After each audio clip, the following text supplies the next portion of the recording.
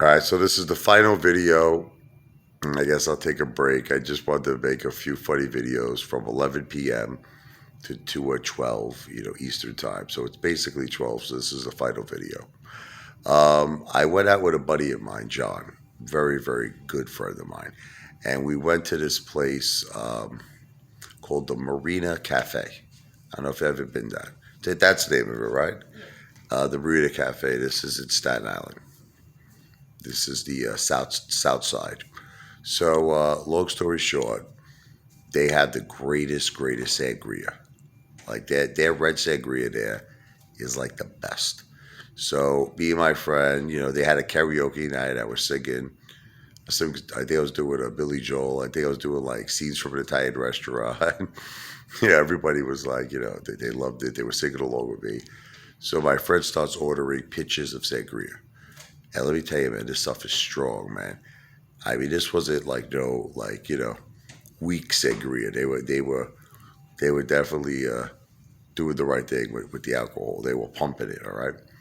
So we drank a whole pitcher, me and my friend. He orders another pitcher. Now he's Irish, by the way. So the Irish, they can't get drunk. I mean, he's part Italian, but he's part Irish as well, but majority Irish. More, very small percentage of Italian. But he's got a little Italian in there. But this guy is like a real wise guy. He's a real tough guy. This guy we used to call him One Punch. One Punch. I don't want to say his last name, but it was One Punch and his last name. Like I saw this guy lay out so many people with just one punch. It was amazing. And he taught me how to do it. He taught me how you have to just wind up and put all your body weight right into the chin, and that's it. They're out. They go right to sleep. He taught me that. But so we have the second picture of sangria. Now we go on the third picture of sangria. Okay. Now we go on the fourth picture. Now we're on the fifth picture. Okay. For the first time in my life now, I never see. I have a medical condition. It's called GERD. All right, I'm sure you probably all know what this is. It's the acid, reflux, in the esophagus. So what happens is that it's like your body. It feels like fire, and it's like you just feel like you can't breathe. Sometimes it's like you have to take these like deep breaths because it's like I don't know, it's just this burning sensation. It's a terrible, terrible feeling. But this was now I'm used to it. You follow me? I've been living with this for years. Okay, the GERD. So now I know how to handle it. You understand what I'm saying? I take a little Alka Seltzer. I drink 2, 3, 4 glasses of water. It's gone. Instantly gone. I feel better. But I never experienced this back then. So I told my friend, I said, I can't breathe. Like I'm feeling all of this burning on my chest. I said, I don't know, maybe I'm having a heart attack. I was telling my friend, I can't fucking breathe, right? He fucking just drives me, and he's fucked up too. He drives me to the hospital. All right, now this is so funny. Oh my god, you're gonna love this, right? So there's this big, like this big African American guy. He says, I got to do an EKG on you. Now, I'm going to tell you the truth. When I got home, my wife gave me a couple of Xanaxes because I was kind of like having a little bit of a anxiety attack because I never felt like this before. I felt like I couldn't take a full breath. I was like, and I felt the burning, and I told my wife, I never felt like this before. Maybe I'm dying. I don't know what's happening. Okay, so I took a Xanax, couple of Xanaxes to calm myself down. So right off the bat, you got the combination of the sangria with the Xanaxes. I go to the hospital, right? The big African American guy does the EKG, and his face turned white, like literally, like I never saw like a guy look. It looked like he saw a ghost. So I'm like, is everything all right? He goes, I gotta go see the doctor. I gotta go see the doctor. So now the doctor was like this Indian guy. I don't know. Right? He goes, we must rush you into emergency operation. He goes, you could have a heart attack. He's telling me. Now, oh my God, forget about it. My blood pressure went like, I don't even, 300 over 100. I was like, my heart rate was like pumping, 120, 130 beats. I was scared. I mean, the guy's telling me that I could have a heart attack. So he's like, we must rush you right now into surgery. They wanted to put a stent in me. I mean, it wasn't like they were going to do open heart surgery. It was just they wanted to do a stent. But I was just like, you know, I was like, listen to me.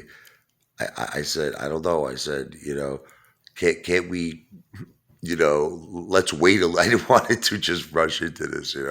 I was like, let me see how I feel better maybe in an hour. He goes, you take chance with your life. You must do this. You must do this. So I said, I don't want to do it. I just told him, I said, just give me a few hours. So he says, okay. He goes, because I had to give the consent. You understand? I had to give the consent. I said, I would prefer to wait. He says, this is what we're going to do. He goes, I'm admitting you into the hospital. He goes, we're going to, put everything on me. They monitored my heart. So they said that if we see that, that everything stabilizes, they also did a test for the enzymes or whatever, the heart. They just wanted to make sure that I wasn't in arrest, I was okay. So they took my blood, they did everything they had to do. They monitored me. Now, I didn't tell them. I should have probably told them. My wife thinks I'm a psychopath. I didn't tell them that I drank 5 pitchers. I was sharing with my friend, but I didn't tell them I drank 5 pitchers of sangria. I didn't tell them I took 2 Xanaxes, right? Now, I had, see, I was like freaking out. This guy scared the shit out of me, this doc telling me I'm on the verge of a heart attack. I started drinking NyQuil. I brought NyQuil with me. I just wanted to go to sleep. I was just like, I just want to go to sleep. Even though the Xanax, I felt drowsy. I was just so hyped up and so worked out, like just mentally scared. I couldn't go to sleep, so I started drinking. Like I think I drank a bottle of NyQuil. Remember this, Jen? Oh, yeah. This was some crazy stuff. So now I'm all like messed up, right? I don't know what's going on anymore. An hour later, this like nurse comes in and she tells me, listen to me. She says the doc, because I was telling the doctor I was having a panic attack. She saw my heart rhythm. Now, the doctor didn't know. Understand? She didn't know I drank a bottle of NyQuil. She didn't know I took 2 Xanaxes. She didn't know I was drinking 5 pitchers of sangria. She didn't know none of this, okay? She says, I'm going to give you something to calm you down, to relax you, right? So she gives me, I will never forget this, Zoloft. Holy, this thing made me, I started seeing things. I was like seeing hallucinations. Like there was this guy that was in the room with me, He was on a wheelchair, right? I swear to you, I saw the guy flying in the air. Like I was looking like, it looked like he had wings. He was on a wheelchair. He was like, hi. I'm like, what's going on? Okay. So anyway, my wife comes to visit me and I just dozed out. Like, I mean, between everything, she's like, Richie, Richie, Richie. I just collapsed. I went unconscious. Now, I guess like, 8 hours later, there's like a dog licking my face. Now you have to understand, like I just woke up. I don't know where I am. I don't know what's happening. There's a dog licking me. So I thought like maybe I died. I swear to you, I thought I went to heaven because there's a beautiful dog licking my face. And I remember there was a woman that she looked like an angel. She was in all white, but like I was seeing kind of blurry because of all the medication I took. So I said, "Did I die? Am I in heaven?" And she starts laughing. She goes, "No." She goes, "You're in the hospital."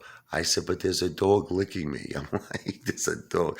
Why is there a dog in the hospital?" And she was saying that this is like a dog. It's like one of those, beautiful trained dogs. They visit people in the hospital. They actually bring the dog in and they visit, people in some cases do have very serious medical conditions. And the dog was very nice licking my face. So, I mean, they told me at the end, they checked out my heart after 24 hours. The doctor's like, okay, okay, you don't need the stent. He says, you're okay. He goes, but the thing is, of course, he told me to change my lifestyle, right? And I know what you're all thinking. You're like, but you're not changing your lifestyle, right? Well, listen, all I can tell you is this. That scared the shit out of me. That did. I have to admit to you, that was scary. But I, I guess you got to look at the bright side, right? I'm alive. Yeah. Remember Scarface? Every day above ground is a good day.